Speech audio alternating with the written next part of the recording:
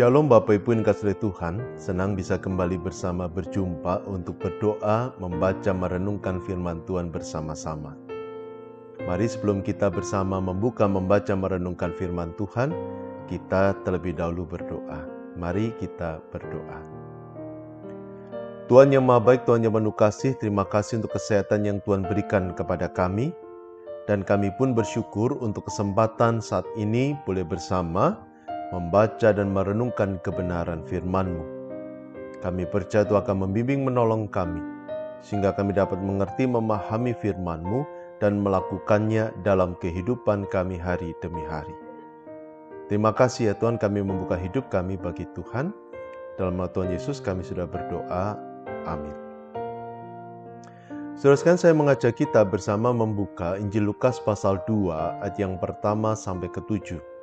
Lukas 2 ayat yang pertama sampai ke-7 tertulis demikian.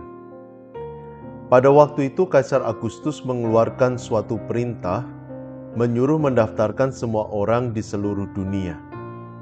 Inilah pendaftaran yang pertama kali diadakan sewaktu Kirenius menjadi wali negeri di Syria. Maka pergilah semua orang mendaftarkan diri masing-masing di kotanya sendiri. Demikian juga Yesus pergi dari kota Nazaret di Galilea ke Yudea, ke kota Daud yang bernama Betlehem, karena ia berasal dari keluarga dan keturunan Daud, supaya didaftarkan bersama-sama dengan Maria tunangannya yang sedang mengandung. Ketika mereka di situ, tibalah waktunya bagi Maria untuk bersalin, dan ia melahirkan seorang anak laki-laki, anaknya yang sulung. Lalu dibungkusnya dengan lampin dan dibaringkannya di dalam palungan, karena tidak ada tempat bagi mereka di rumah penginapan. Sampai semenjak bacaan kita, berbahagialah mereka membaca, merenungkan, dan melakukan firman Tuhan dalam kehidupannya sehari-hari.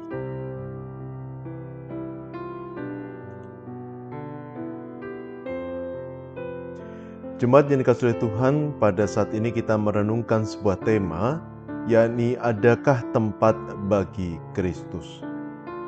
Saudara sekalian, pada tanggal 1 Desember 1955, seorang wanita kulit hitam dari Amerika bernama Rosa Parks ditangkap dan dihukum oleh pengadilan di Montgomery, Alabama, USA. Karena Rosa Parks tidak mau memberikan tempat duduknya kepada seorang penumpang kulit putih. Pada saat itu pemerintah kota Montgomery, Alabama, USA memiliki peraturan yang pertama, di dalam bus umum orang-orang kulit putih dan orang-orang kulit hitam harus duduk terpisah. Orang kulit putih duduk di bagian depan bus dan orang kulit hitam duduk di belakang bus. Yang kedua, seandainya tempat duduk di bagian depan terisi, maka penumpang kulit hitam harus memberikan kursi mereka untuk penumpang kulit putih. Nah, setiap orang yang melanggar peraturan ini akan ditangkap dan dijatuhi hukuman. Karena itu, Rosa Parks ditangkap dan dihukum, karena dia tidak mau memberikan tempat duduknya kepada seorang penumpang kulit putih. Saudara sekalian, Rosa Parks bukan yang pertama dan bukan yang terakhir yang mengalami ketidakadilan seperti ini. Secara pribadi saya dan banyak orang merasakan keresahan saat membaca berita-berita serupa seperti ini. Dan keresahan ini pun saya rasakan ketika saya membaca perikop kita pada hari ini, Lukas 2 yang 1 sampai ke-7. Kenapa? Karena saya juga menemukan perlakuan yang tidak adil dialami oleh Maria. Saudara sekalian, bayangkan pada saat itu Maria sedang mengandung dan dia akan melahirkan. Seharusnya kondisi ini tidak memungkinkan bagi Maria untuk menempuh perjalanan jauh. Jarak antara Nazaret ke Betlehem kurang lebih 175 km dan Yusuf Maria menempuh perjalanan itu dengan menunggang seekor keledai. Saudara, Maria sudah hamil tua. Keledai tentu tidak bisa berjalan cepat. Yusuf harus menjaga agar Maria tidak kesakitan. Sehingga bisa dibayangkan perjalanan yang ditempuh Yusuf dan Maria bukan hanya lama, tetapi juga sulit dan menyakitkan. Nah, Bapak Ibu, melihat kondisi Maria seperti itu, semua orang pasti tergugah untuk menolong. Minimal menyediakan tempat bagi Yusuf dan Maria untuk beristirahat.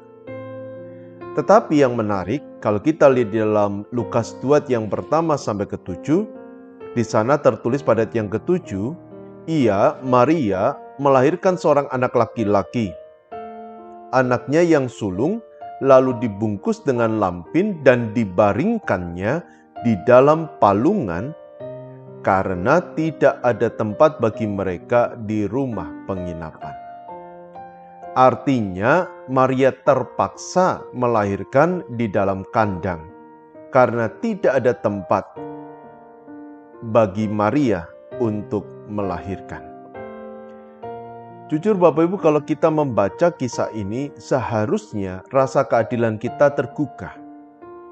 Bahkan kita pun seharusnya merasa prihatin ketika menyaksikan orang-orang mengalami ketidakadilan seperti yang dialami oleh Yusuf dan Maria.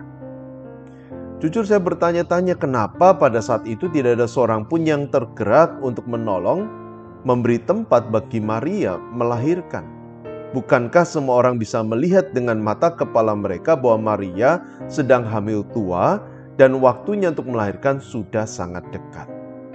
Kenapa tidak ada seorang pun yang tergugah untuk memberikan tempat yang lebih layak bagi Maria daripada memberikan seekor kandang?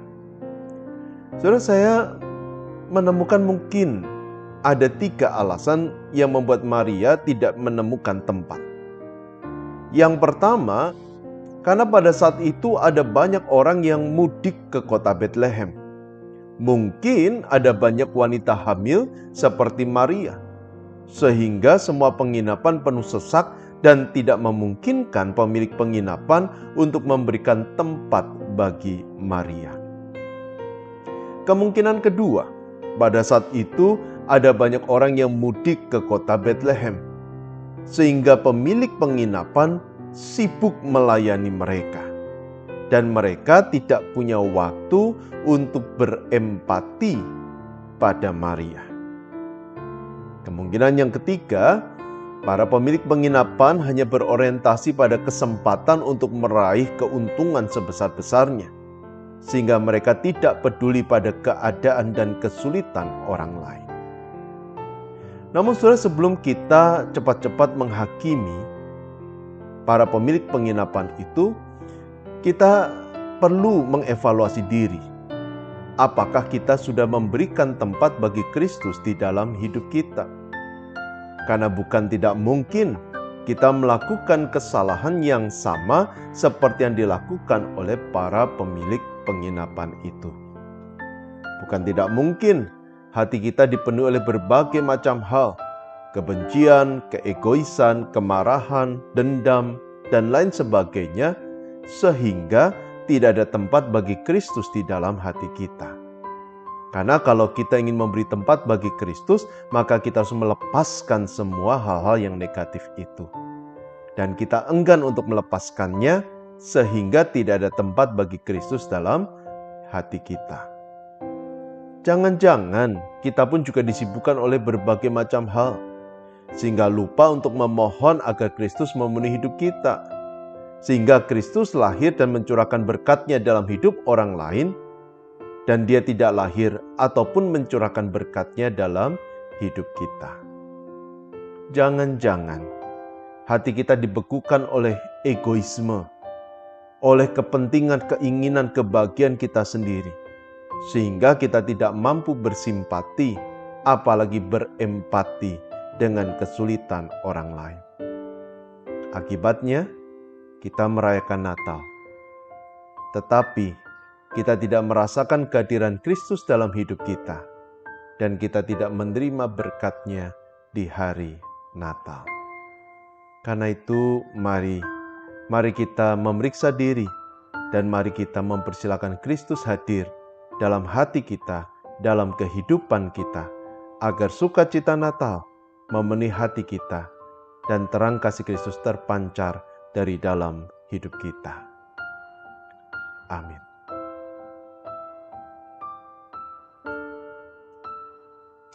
Mari kita bersama berdoa. Tuhan, terima kasih untuk firman yang boleh kami renungkan bersama pada saat ini, yang mengingatkan kami agar kami membuka hidup bagi Tuhan, supaya Tuhan boleh hadir dalam hidup kami. Ampuni kami apabila kami justru lebih memilih mempertahankan hal-hal yang negatif, mempertahankan dosa, hal-hal yang buruk di dalam diri kami, daripada melepaskannya dan memberikan tempat yang terbaik bagi Tuhan. Ampuni kami apabila kami disibukkan oleh banyak hal, sehingga kami tidak punya waktu untuk Tuhan. Ampuni kami apabila kami dibutakan oleh keegoisan kami, dan tidak mampu bersimpati dengan penderitaan sesama kami. Biarlah Tuhan firman ini boleh mendorong kami untuk membuka hidup bagi Tuhan, agar Tuhan boleh hadir dan hidup berkarya dalam kehidupan kami. Terima kasih ya Tuhan, saat ini pun kami menyerahkan hidup kami masing-masing ke dalam tangan kasih-Mu, Allah yang berkasih karunia memimpin dan menyertai. Menyerahkan juga untuk pekerjaan usaha kami, Tuhan berkati, keluarga kami Tuhan pun berkati, dan juga berikan kesehatan buat kami semua ya Bapa. Kami juga berdoa bersama untuk GKI Kutisari Indah, Allah yang berkasih karunia, berkenan Kau yang hadir di tengah umat-Mu ya Bapa, dan berkarya di dalam hidup kami, agar kami boleh bertumbuh berbuah bagi kemuliaan nama-Mu. Berkati juga ya Tuhan untuk persiapan ibadah akhir tahun maupun juga awal tahun, Tuhan yang berkati, agar firman yang diberitakan sungguh boleh terpatri dan menjadi pedoman dalam hidup kami. Kami pun juga menyerahkan untuk bangsa negara kami, Allah yang berkenan menolong dan memimpin Indonesia, menjaga Indonesia khususnya di tengah pandemi ini. Dan saat ini kami mohon Tuhan berkenan mengulurkan tangan dan memberikan berkat. Saudara sekalian kasih Tuhan, arahkan hatimu kepada Tuhan dan terimalah berkat dari Tuhan. Allah yang Maha Pemurah akan memimpin dan menyertai kehidupanmu, menopang hidupmu dari sekarang sampai selama-lamanya. Amin. Tetap sehat, tetap semangat, Tuhan memberkati.